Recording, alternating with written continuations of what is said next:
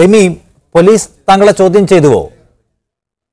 ഇത് ഞാൻ ആദ്യം തന്നെ പറഞ്ഞോട്ടെ. ആദ്യം തന്നെ ഈ ഫ്ലാഷ് ന്യൂസ് ഒക്കെ കാണുമ്പോൾ ഞാൻ തന്നെ ഞെട്ടിയിരിക്കുക. കാരണം കുറച്ച് ദിവസങ്ങളായിട്ട് സോഷ്യൽ മീഡിയയിൽ ഇങ്ങനെയാണ്. അപ്പൊ ഞാൻ ഓർത്ത് ഒരു മനുഷ്യന് ഒരു കാര്യമില്ലാതെ ഇങ്ങനെ ക്രൂരമായിട്ട്, പ്രത്യേകിച്ച് ന്യൂസ് ചാനൽ, അതായത് നിങ്ങൾ മീഡിയ വൺ ആയിക്കോട്ടെ, ഏത് ന്യൂസ് ചാനൽ ആയിക്കോട്ടെ, ഒരു കാര്യം ന്യൂസ് ഇടുമ്പോൾ അത് കറക്റ്റായിട്ട് ചോദിച്ചിട്ടല്ലേ ഇടാൻ പാടുള്ളൂ. അങ്ങനെ ഇടുമെന്ന് ഞാനും വിശ്വസിക്കുന്നുണ്ട്.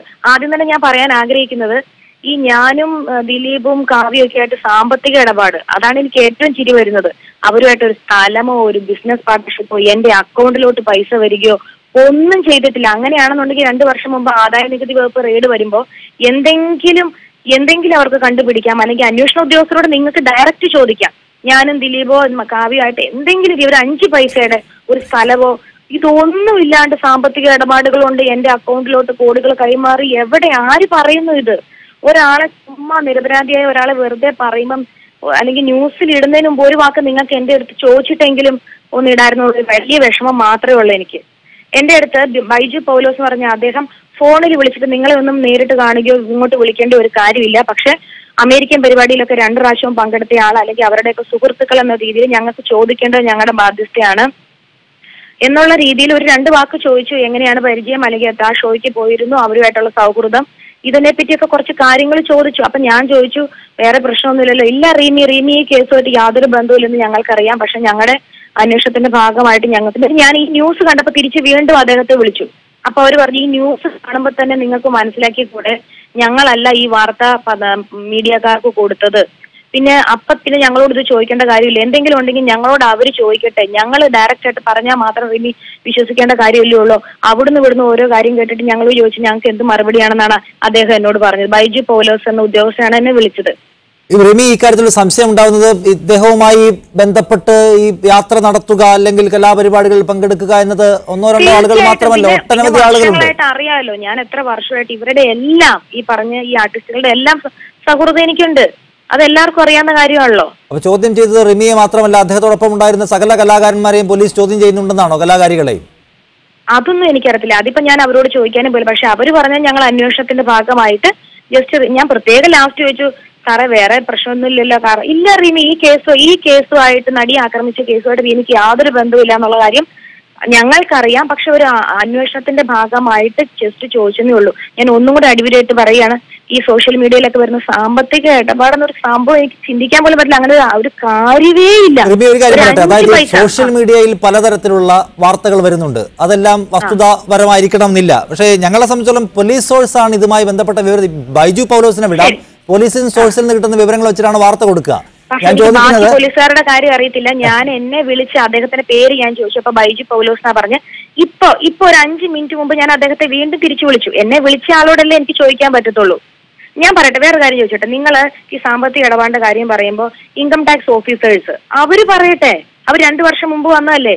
ഇതും ഒരു വർഷം അതും ഇതും കൂട്ടിക്കുഴയ്ക്കാൻ തന്നെ കാരണം ആ സമയത്ത് ദിലീപിന്റെ വീട്ടിലും റെയ്ഡ് വന്നു. അതും കൊണ്ട് ഇവിടെ ബന്ധമുണ്ടെന്ന് പറയുന്നതിൽ എങ്ങനെ അടിസ്ഥാനം വരുന്നത്? റിമി, ഞാൻ ചോദിക്കട്ടെ, ഇപ്പം റിമി മാത്രമല്ലോ ഇദ്ദേഹത്തോടൊപ്പം കലാപരിപാടികളിലൊക്കെ പങ്കെടുക്കുന്നത്, റിമിയെ മാത്രം എന്തുകൊണ്ട് പോലീസ് വിളിച്ച് കാര്യങ്ങൾ ആരായിരുന്നു? ഞാൻ പറയാം. കാരണം ഞാൻ ഈ പറഞ്ഞ ദിലീപ്, കാവ്യ, ഇരയായ ഈ നടി, നാദൃശ എല്ലാവരുമായിട്ട് എനിക്ക് പരിചയമുണ്ട്. പിന്നെ എന്താന്ന് വെച്ച് കഴിഞ്ഞാല് ആശയക്കുഴപ്പം ഉണ്ടായ കാര്യം എന്താണെന്ന് അറിയാനും ഇതൊക്കെ ആയിരിക്കും അവർ മെയിൻ ആയിട്ട് ഉദ്ദേശിക്കുന്നത്. പോലീസ് സോഷ്യൽ മീഡിയ വാർത്ത കണ്ട് ചോദ്യം ചെയ്യേണ്ട ആളാണ് സംശയം തോന്നി വിളിച്ചതായിരിക്കും ചിലപ്പോ. എനിക്ക് ഭയങ്കര സങ്കടം വരുന്നുണ്ട്. കാരണം എന്തെങ്കിലും നിരപരാധിയായിട്ട് ഒരാളെ, അല്ലെങ്കിൽ കാര്യങ്ങൾ അറിയാണ്ട് നിങ്ങളെപ്പോലുള്ള ഇത്രയും ഉത്തരവാദിത്തപ്പെട്ട ന്യൂസിൽ പ്രവർത്തിക്കുന്ന ആൾക്കാർ ദയവ് ചെയ്ത്, ഞാൻ എന്റെ വിനീതമായ അഭ്യർത്ഥനയാണ്, വിദേശത്ത് പോകരുതെന്നൊക്കെ എന്നോട് പറഞ്ഞിട്ടുണ്ടെന്നൊക്കെ. അങ്ങനെ ഒരു കാര്യമേ ആ അന്വേഷണ ഉദ്യോഗസ്ഥരോ ആരും എന്നെ വിളിച്ച് പറഞ്ഞിട്ടില്ല. ഇപ്പൊ വേണമെങ്കിൽ എനിക്ക് പ്രോഗ്രാം ചെയ്യാം. ഒന്നാമത്തെ കാര്യം, സോഷ്യൽ മീഡിയയിൽ ഒട്ടനവധി കഥകൾ വരുന്നുണ്ട്. പോലീസ് ഒരു ക്ലാരിറ്റിയും ഇതിനെക്കുറിച്ച് നൽകില്ല എന്നാണ്. പരമാവധി ഊഹാപോഹം, പരമാവധി ഇതുമായി ബന്ധപ്പെട്ട പ്രശ്നങ്ങൾ പ്രചരിക്കാൻ പോലീസും മൗനാനുവാദം കൊടുക്കുന്ന പോലെയാണ്.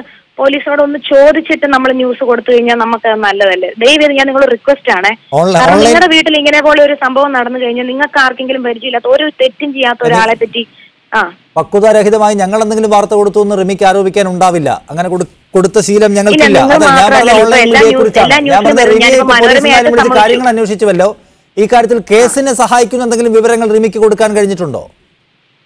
കേസിന് സഹായിക്കുന്ന എന്തുവരെ എനിക്ക് കൊടുക്കാൻ പറ്റും?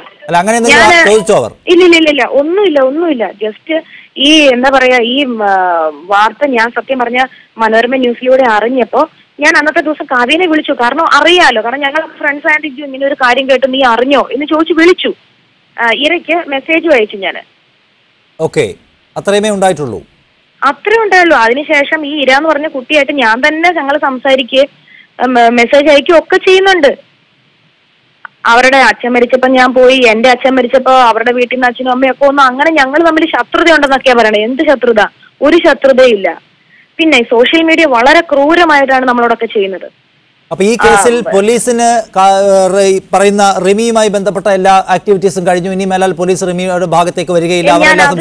ഞാൻ അതും ചോദിച്ചു. എന്നെ ഇനി ഞാൻ എന്തെങ്കിലും തരത്തില് നിങ്ങളുടെ അങ്ങനെ ഒന്നുമില്ല റീമി, ഞങ്ങളിപ്പോ ഒരു വിളിച്ചെന്ന് വെച്ചാൽ അന്വേഷണത്തിന്റെ ഭാഗമായിട്ട് അവരുടെ സൗഹൃദം ഈ കാര്യം ബന്ധപ്പെട്ട് ഞങ്ങൾ വിളിച്ചതാണ്. റീമിയെ ഞങ്ങൾ പൂർണ്ണമായിട്ടും ഈ കേസിൽ ഒരു രീതിയിലും സംശയിക്കുന്നില്ല എന്ന് കൂടി ബൈജു പൗലോസ് എന്ന് പറഞ്ഞ ആൾ അടിവരയിട്ട് പറഞ്ഞു. സോഷ്യൽ മീഡിയയിലും ഒക്കെ ടാർഗറ്റ് ചെയ്യപ്പെടുന്നതെന്നാണ് തോന്നുന്നത്. ഇത് ഇപ്പോഴൊന്നല്ലല്ലോ. എനിക്ക് ആ ഇൻകം ടാക്സ് റെയ്ഡ് വന്ന സമയത്ത് തന്നെ ഞാൻ വീട്ടില് സത്യം പറഞ്ഞു കഴിഞ്ഞാൽ അന്ന് 1000 രൂപ പോലും എന്റെ വീട്ടിലെടുക്കാനില്ലെന്ന് വെച്ചാൽ പൈസ ഇല്ലാത്തതെന്നല്ല ഞാൻ പറഞ്ഞത്. അന്ന് ഞാൻ തിരുവനന്തപുരത്ത് നിന്ന് ടാക്സി പിടിച്ചിട്ടാണ് ഇവിടെ വരുന്നത്. അപ്പൊ പെട്ടെന്ന് കയ്യിലെടുക്കാൻ പൈസ പോലും ഇല്ലാത്തൊരു സാഹചര്യം. കാരണം കയ്യിൽ എന്ന് വെച്ചാൽ വീട്ടിലെടുക്കാനില്ല, എല്ലാവരുടെയും വീട്ടിൽ ഇപ്പൊ വെട്ടിവെച്ചേക്കാം. പക്ഷെ അന്ന് സോഷ്യൽ മീഡിയയിൽ എന്താ പറഞ്ഞത്, എന്റെ വീട്ടിൽ കോടിക്കണക്കിന് പൈസ തലയിലോട്ട് വീണു, അങ്ങനെയാണ് ഇവിടെ ഒരു റൂം പൂട്ടിയിട്ടിട്ട് പോയി. പിന്നെ ഇപ്പൊ പറയണ ദിലീപിന്റെ ബിനാമി, ഹവാല, വിദേശം, ഈ 3 വാക്കുകളൊക്കെ എന്റെ ജീവിതത്തിൽ ഞാൻ ആദ്യമായിട്ടാണ് കേൾക്കുന്നത്. അപ്പൊ ഇനിയിപ്പോ ഈ കേസുമായി ബന്ധപ്പെട്ട റിമിയുടെ പേരോട് എവിടെയും കേൾക്കേണ്ടി വരില്ല. പോലീസിന് ഒരു സംശയം ഉണ്ടായിരുന്നു, പോലീസ് ചില കാര്യങ്ങൾ അവർക്ക് ചിലപ്പോൾ എന്തെങ്കിലും ഇനിയും ഭാവിയിൽ സംശയം ഉണ്ടെങ്കിൽ അവര് ഡയറക്റ്റ് എന്നോട് പറഞ്ഞു, അങ്ങനെ ഉണ്ടെങ്കിൽ ഞങ്ങൾ വിളിപ്പിക്കില്ലേ, അല്ലെങ്കിൽ ഞങ്ങൾ അങ്ങോട്ട് വരില്ലേ. അങ്ങനെ ഒന്നും ഇല്ലാത്തതുകൊണ്ടാണ് ഞങ്ങൾ റിമിയെ ഫോണിലൂടെ 1-2 കാര്യങ്ങൾ മാത്രം ചോദിക്കുന്നത്. അപ്പൊ ഞാൻ ഇങ്ങനെ എടുത്തു ചോദിച്ചു. അപ്പൊ അതായത് ലാസ്റ്റ് പറഞ്ഞ വാക്ക് ഇതാണ്, റിമിക്ക് ഈ കേസുമായിട്ട് യാതൊരു ബന്ധമില്ലാന്ന് ഞങ്ങൾക്കറിയാം, പക്ഷെ അന്വേഷണത്തിന്റെ ഭാഗമായിട്ട് വിളിച്ചു. അത്രയുമേ ഉള്ളൂ. നന്ദി സിമി ടോമി, താങ്കൾക്ക് ഈ കാര്യത്തിൽ വിശദീകരണം.